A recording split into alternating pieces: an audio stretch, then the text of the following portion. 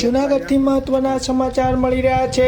જૂનાગઢ સહિત સમગ્ર સૌરાષ્ટ્ર અને ગુજરાતભરમાં ભારેથી અતિભારે વરસાદની આગાહીના કારણે જૂનાગઢ જિલ્લાના માંગરોળ તાલુકાના બાખરોટ ગામે ભારેથી અતિભારે વરસાદ પડતા ખેડૂતોની હાલત દયનીય અને કફોડી બની ગઈ છે। ખેડૂતોના ખેતરમાં જ્યાં હોય ત્યાં નદીઓ વહેતી થઈ રહી છે અને ખેડૂતોના ખેતરમાં જ્યાં હોય ત્યાં પાણી ભરાઈ ગયા છે અને ખેડૂતોના પાકને કરોડો રૂપિયાનું નુકસાન થયું છે। ત્યારે આમ આદમી પાર્ટીના વરિષ્ઠ નેતા પ્રવીણ રામે સ્થળની મુલાકાત લઈને ખેડૂતો સાથે સંવાદ કર્યો હતો અને મીડિયા સમક્ષ પોતાની આકરી પ્રતિક્રિયા આપતા જણાવ્યું હતું કે આ છે નદી નથી પરંતુ આ છે ખેડૂતોના ખેતરને ખેડૂતોના ખેતરની જો હાલત હવે સરકાર ક્યારે આ ખેડૂતોના બહાર આવશે ને ક્યારે સરકાર આ ખેડૂતોને ન્યાય આપવા માટે મેદાનમાં આવશે ને સરકાર ખેડૂતો બાબતે હવે જાગશે કે કેમ તેવા સવાલ પ્રવીણ રામે ઉઠાવ્યા હતા।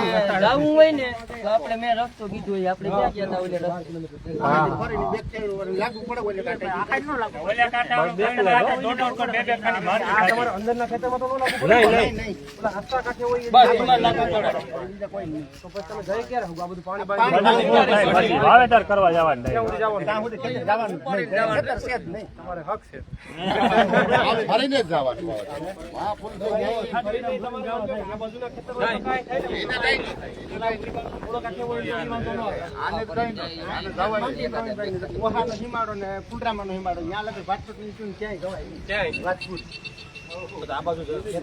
ખેતરો બધી હિમ બધી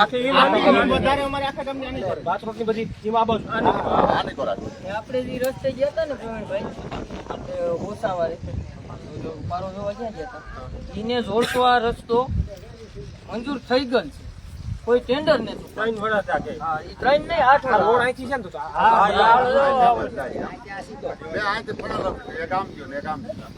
એવે બાપે 10 વર્ષ ઘટ નાખ્યા પણ પાસપોર્ટમાં 0 હા કાઈ આવ્યા તારો નોતા ગામમાં આવ્યા દિનમાં રોકલી આવ્યા પણ આ જોવાય આવ્યા નહીં રોડે ઘેર આવી ગામમાં બધા લોકોને મળ્યા કે 2-5 જણાને મળી કોઈને નથી મળ્યા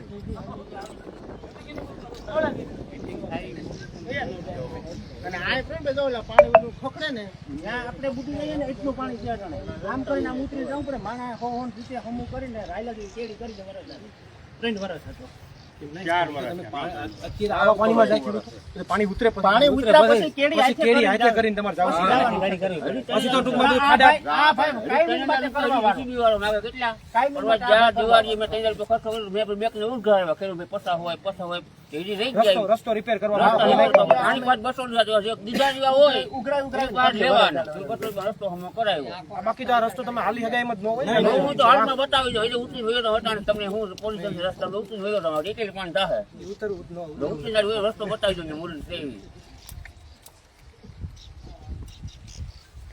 અઘરો પર રસ્તા તમારો તો જટિલ બધાય કરતા અને આ ઓલી બાજુનો બંધ કરે દરવાજા એટલે આ બાજુના ખોલ નાખે તમારે હજી કેટલા મહિના સુધી પાણી આ પાછી દિવાળી પછી જવાનું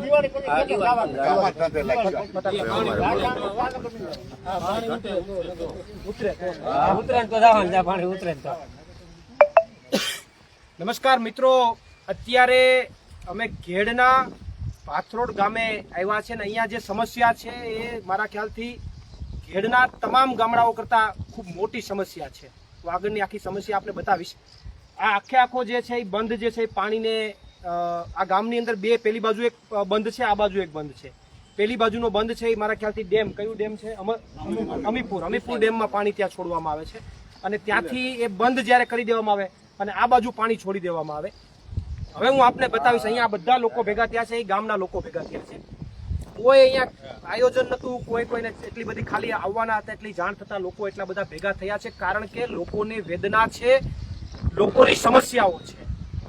વર્ષોથી ભાજપ સત્તામાં છે, શાસનમાં છે, પણ ગ્રાઉન્ડ ઉપર લોકોને શું મળ્યું, ખેડૂતોને શું મળ્યું, ખેડૂતોની પરિસ્થિતિ શું છે એ જે લોકો ભાજપને મત આપે છે ને આજે મારે બતાવવું છે લાઈવના માધ્યમથી કે શું ગ્રાઉન્ડ ઉપર ખેડૂતોને વાસ્તવિક રીતે શું મળી રહ્યું છે। આ ગામની અંદર આ કોઈ આલોચના કરવાની વાત નથી પણ મૂળ વાત એ છે કે જે ખેડૂત ખેતી ઉપર નભે છે, જે ખેડૂતની આજીવિકા ખેતી છે, એ ખેડૂત 6 મહિના સુધી એના ખેતરે ન જઈ શકે તો એનો મતલબ શું? સરકારો શું કામ બેઠી છે? અધિકારીઓ શું કામ બેઠા છે? નેતાઓ શું કામ બેઠા છે અને કામ માત્ર વાતો થાય, થઈ જશે, સર્વે થાય, પણ વર્ષોથી કામ ન થાય. હું તમને આખી વાત બતાવીશ, આખી લાઈવના માધ્યમથી આપ જોઈ શકો છો. આ બાજુ આવો. આ જે મિત્રો જે છે એ આખો ડેમનો અહીંયાથી જે પાણી છોડવાનું છે એમની પણ પરિસ્થિતિ તમે જુઓ. લગભગ બધું એમાં પણ બધું કે મેળ રહ્યું નથી, બધું તૂટું આવ્યું છે, વર્ષોથી કદાચ હશે. અહીંથી આખો આ પાણી જે છે એ પાણી નિકાલ થઈને દરિયામાં જાય છે. અહીંયા તમે આગળ જોશો તો તમને લાગશે કે આ દરિયો છે અથવા નદી છે. તમને બધાને લાઈવમાં એવું દેખાશે કે આ નદી કે દરિયો છે, પણ વાસ્તવમાં આ દરિયો કે નદી નથી. વાસ્તવમાં આ ખેડૂતોના ખેતરો છે. અહીંયાથી આખી આ ગામની સીમ છે, એટલે કે ગામની સીમ એટલે અમારા અહીંયાની ભાષામાં સીમ એટલે ખેતર કહેવાય. આખા ગામના લોકોના ખેતરો છે. આ તમને અત્યારે આખું જે નદી દેખાય છે એ નદી નથી, પણ પરિસ્થિતિ ભયાનક અને ખરાબ પરિસ્થિતિ એ છે કે આ સીમમાં જવા માટે, આ ખેડૂતોને એના ખેતરે જવા માટે અહીંયા આગળથી જો પેલા ઝાડી ઝાખરા દેખાય છે ત્યાંથી રસ્તો છે. એ રસ્તો વર્ષોથી તૂટી ગયો છે. અહીંયાથી રસ્તા અહીંયા બનાવવાનું એમણે કંઈક ટેન્ડરો પાસ થઈ ગયા છે, મંજૂર થઈ ગયો છે, કોઈ ટેન્ડરો ઉપાડતા નથી. વર્ષોથી આવી ચર્ચાઓ ચાલુ છે. એ રસ્તો બનતો નથી. એટલે એના માટે થાય શું કે આ ગામના ખેડૂતોને એના ખેતરે જવું હોય તો આવા પાણીના પ્રવાહ અને આવા નદીમાં તો ન જઈ શકે. હજુ પણ અહીંયાના ખેડૂતોનું એવું કહેવાનું છે કે દિવાળી સુધી આ પાણી ઓછું નથી થવાનું અથવા બંધ નથી થવાનું. પાણી બંધ ન થાય ત્યાં સુધી ખેડૂતને એના ખેતરે જવું અઘરું છે. ખેડૂતને ખાલી ખેતર એટલે પોતાને હાલીને જવું એવું ન હોય. બળદગાડા લઈને જવાના હોય, માલ સામાન લઈને જવાનો હોય, તમામ વસ્તુઓ લઈને જવાની હોય. તો આવી પરિસ્થિતિમાં તો કોઈ ખેડૂત હાલીને પણ ન જઈ શકે. તો હજુ દિવાળી સુધી ખેડૂત છે એના ખેતરમાં જઈ શકે એવી કોઈ પોઝિશન નથી. તો મારું કહેવાનું મતલબ એ છે કે દિવાળીમાં ફટાકડા ફોડીને પછી જવું હોય જઈ હગે, ત્યાં સુધી કોઈને જવાય નહીં. ફટાકડા ફોડીને પછી જવું હોય જઈ હગે, બાકી જવાય નહીં. તો આ ખેડૂતો જેટલા પણ આખા પટમાં જેટલાને જે ખેતરો છે એને કરવાનું શું? એને હું રાહ જોવાની કે પાણી જેથી ઉતરે તેથી કઈ ખેતરમાં જાહું વાવશું? આમે કઈ ઘેડમાં થતું નથી. આમે વરસાદના કારણે ને પાણીના કારણે ઘેડમાં કાંઈ થતું નથી. અને એક મોસમ પણ કદાચ લેવાતી હોય તો એક મોસમ કે બે મોસમ લેવાતી હોય તો આમાં કઈ રીતે લઈ શકે? ખેતરે ખેડૂત જઈ કઈ રીતે શકે? તો ખેતીનું એની ખેતરનું મહત્વ શું? તો મારું સરકારને ને અધિકારીઓને, જે લોકો અત્યારે ગુજરાતની અંદર બીજેપીને વર્ષોથી મત આપે છે, આ ખાલી ગામનો પ્રશ્ન નથી, આ એકદમ સંવેદનશીલ પ્રશ્ન છે કે જે અહીંયાના લોકો ખૂબ ખેતર ઉપર જ નભે છે, મજૂરી ઉપર નભે છે. અહીંયા કોઈ ઉદ્યોગો નથી કે યુવાનોને રોજગારી મળી જાય, ઘરે 50,000 આવી જાય, એવું નથી. ખેતરમાં કંઈક ઉપજ મળે એમાંથી ઘર ચાલતું હોય, પશુપાલનમાંથી ઘર ચાલતું હોય, અને એમાં પણ ખેતરે જે પોતાની આજીવિકા હોય, પોતાની દુકાન હોય, ત્યાં માણસ ન જઈ શકે 6 મહિના સુધી. તો એ ધંધાનો મતલબ શું? એમ જે આજીવિકા ખેડૂતની હોય એ ખેતર જ ખેડૂત ન જઈ શકે તો એનો મતલબ શું? તો અધિકારીઓ આ રસ્તાને માની લો કે મંજૂર થઈ ગયો, તો અધિકારીઓ કેમ હજી સુધી રસ્તો બનાવી નથી શક્યા? ભાજપના નેતાઓ શું કરે છે?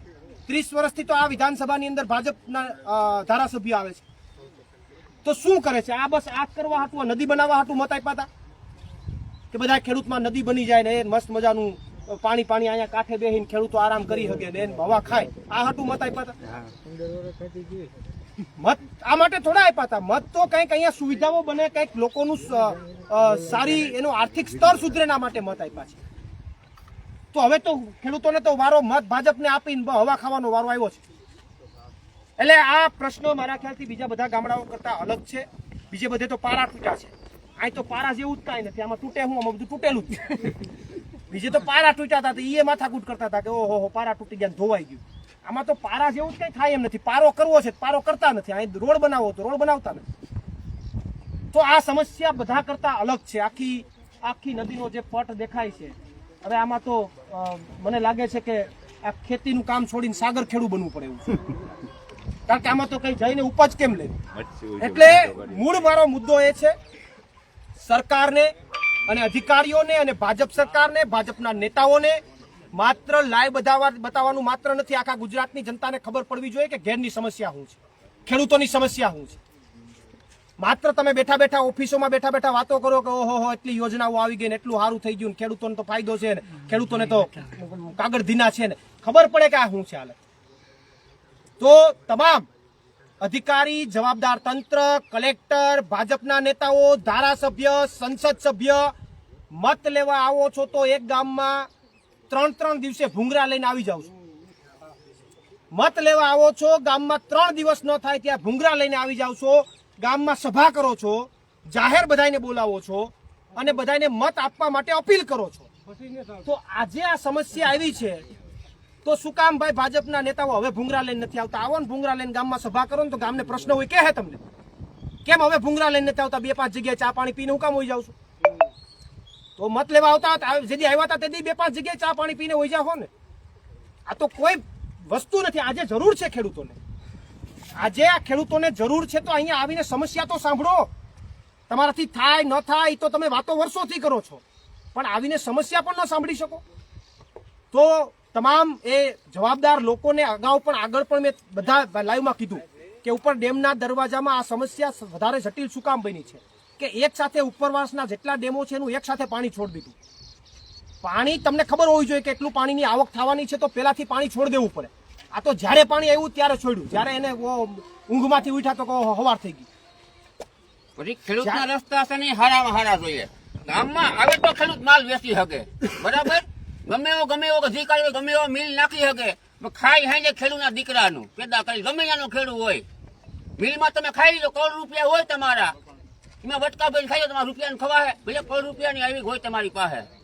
ખાઈ લે ખેડૂતનો દીકરો ગમે ત્યાંનો ખેડૂત હોય એનું પેટમાં ખાય, ગમે એવો મિલવાળો હોય ગમે એનું ખેડૂતનું પેદા કરી ખાય, ભલે ગમે વસ્તુ હોય, અનાજ હોય, ચોખ્ખો ઘઉં, બટેટું, રીંગણું, ખેડૂતનું પેદા કરેલ હોય. હાંજે મિલમાં કોઈ કહી દે હાંજે ખાઈ લો અને એની પર કરોડો પણ પ્રોફિટ હોય તો ગમે ખેડૂતનું દીકરાનું પેદા કરેલ ખાય. હાંજે તો ખેડૂત ગામમાં પેદા કરે હિમમાં તો થાય ને ગામમાં માલ આવે ને તો તમારો નિકાલ થાય. પણ હિમના રોડના રસ્તા શું કરવા? ખેડૂતના ક્યાંય રસ્તાનું ક્યાંય શેર નહીં.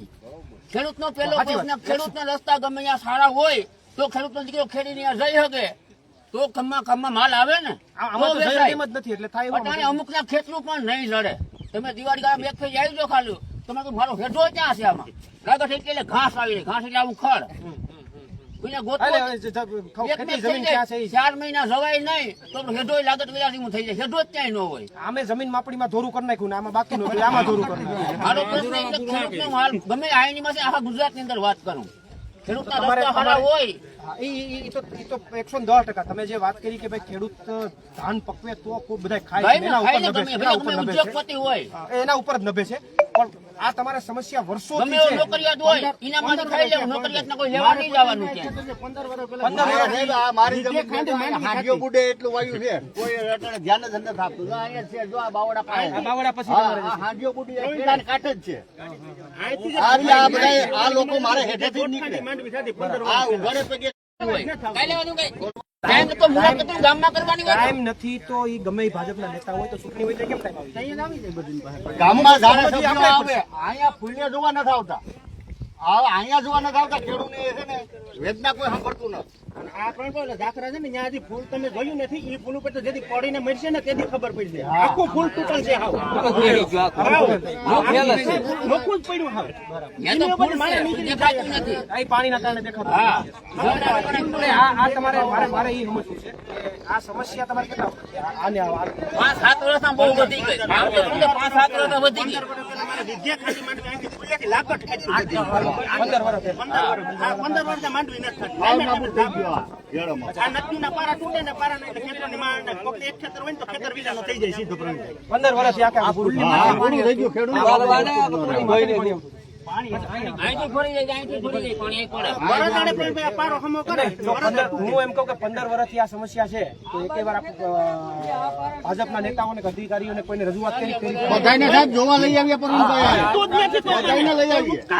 ગામમાં ટાઈમ નથી. ગામમાં કામ મળે, ગામમાં બધું સવાલ કરે. ફૂલે તમારો લઈ લો. ટાઈમ નથી. અહીંયા પણ ટાઈમ નથી. ગામમાં આ ભાઈ બધાએ કીધું એટલે કાયમ નથી. અટાણે આ સેલ છે ને ઉષા ખેતરો એ નો એ હું ફરીને જવું પડે હાથે આપવા આ પારો દર વર્ષે તૂટે. હા આ બાપાને ઈ કેવો હામો વાર તૂટી ગયો. એક ખેતરમાં ખેતર વિનાનો થઈ જાય 3 વર્ષ. હા, એટલે એ તો પૂરું જ થઈ જાય ને. આ સત્તા પેસા થાય પછી તૂટે એટલે 5-7 વીઘા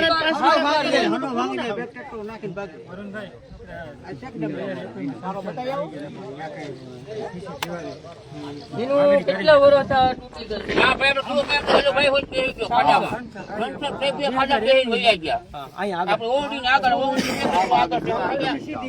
છે. અહીંયા જે કઈ વેદનાઓ છે એ મુજબ છેલ્લા 15 વર્ષથી આ પરિસ્થિતિ જે છે વધારે વિકરાળ બની છે. એ પહેલા પાણી તો આવતું પણ બધાને 1-1.5 ખાંડી માંડવી ઉતરી જતી. અત્યારે 15 વર્ષથી કાંઈ નથી થતું અને બધાની વેદના એવી છે. અને અહીંયાથી કહેવા પણ માંગુ છું, એમણે બધાનું કહેવાનું એવું છે કે ધારાસભ્યશ્રી આવ્યા, ગામમાં આવ્યા, એમને કહેવામાં આવ્યું કે જગ્યા ઉપર આવો તો કે સમય નથી. તો હવે ચૂંટણીમાં પણ તમને સમય ન હોય એવી અમે આશા રાખીએ, કારણ કે ચૂંટણી હોય ત્યારે તો બધાને સમય હોય છે. અને આ ગામની અંદર પણ હકીકતમાં અત્યારે જ્ઞાતિના લોકો, સામાન્ય ખેડૂતો, સર્વ જ્ઞાતિના ખેડૂતો હેરાન થાય છે. તો અત્યારે જરૂર છે. અને એક આ ભાઈએ જે વાત કરી બહુ વેદનાવાળી વાત કરી કે ખેડૂત ધાન પકવે છે તો બધાય ખાય છે અને ખેડૂત છે તો બધું છે. તો તમે ખેડૂતને જો મારી નાખશો આ રીતે, ખેડૂત એના ખેતરે જ ન જવા જેવો રહે. અને જે અહીંયાથી જે પારો બનાવ્યો છે એ તૂટી જાય એમ છે. એ કાયદેસર ખરાબ પરિસ્થિતિમાં છે. કાલ સવારે કોઈ ત્યાં દુર્ઘટના પણ બને એમ છે, કોઈ માણસનું મૃત્યુ પણ થઈ જાય એમ છે. તો તેથી તમે આવશો કાને કાઢવા? તેથી બે વાર તમે આવશો કે ઓહો ખોટું થઈ ગયું, આ તો કુદરતી આફત હતી. કુદરતી નથી, આ માનવ સર્જિત છે.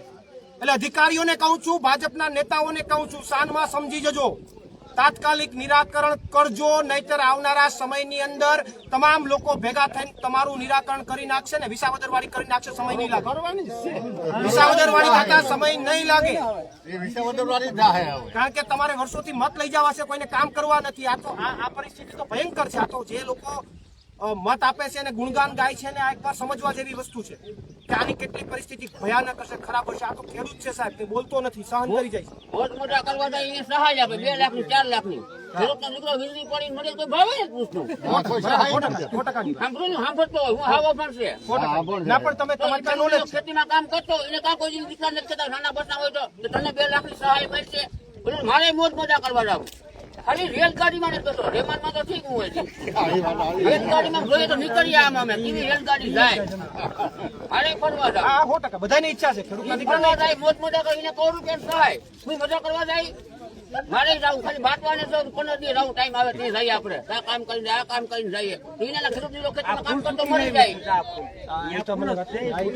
એને તમે હેડલો ખેડૂતના દીકરાને કોઈ દી એના બધું મરી અમારા ગામમાં 2 બસ વીજળી પડી મરી ગયા ભાઈ મરી ગયા આખું ગામ ખબર છે બે લાગી ગયા ના કોઈ ભાવે નહીં ભાઈ 500 ફીટ થઈ ગયો પણ ગામના લેવા જતા હું પોતે હતો અહીંયા વીજળી પડી થઈ મરી ગયા 2 બધું જોડે બધું ઘેર ભાઈ ગયો કોઈ ન પૂછ્યું એને કાનો કીધું કે બે ખેડૂત બેઠો થાય તો 2 લાખ ની સહાય 50,000 ની મરી ગયા સાંભળ્યું તમે ક્યાંય ખેડૂતના દીકરા વીજળી પડતા ભાઈ મરી ગયો ખેડૂત કામ કરતા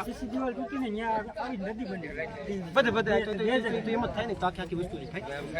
એટલે બેન જે કઈ પણ વેદના અહીંયા સ્થાનિક લોકોની છે, બીજી કોઈને કોઈ રજૂઆત કરવી હોય તો કરી શકો. તમે લાઈવ નું માધ્યમ છે, આખું ગુજરાત જુએ છે. કોઈને વાત કરવી હોય તમારી તૂટી જાય એમ છે, ફૂલ તૂટી જાય બરાબર, ફૂલ તૂટી જાય એમ છે. તમારે પારાનો પ્રશ્ન છે, સિંચાઈ વિભાગનો છે.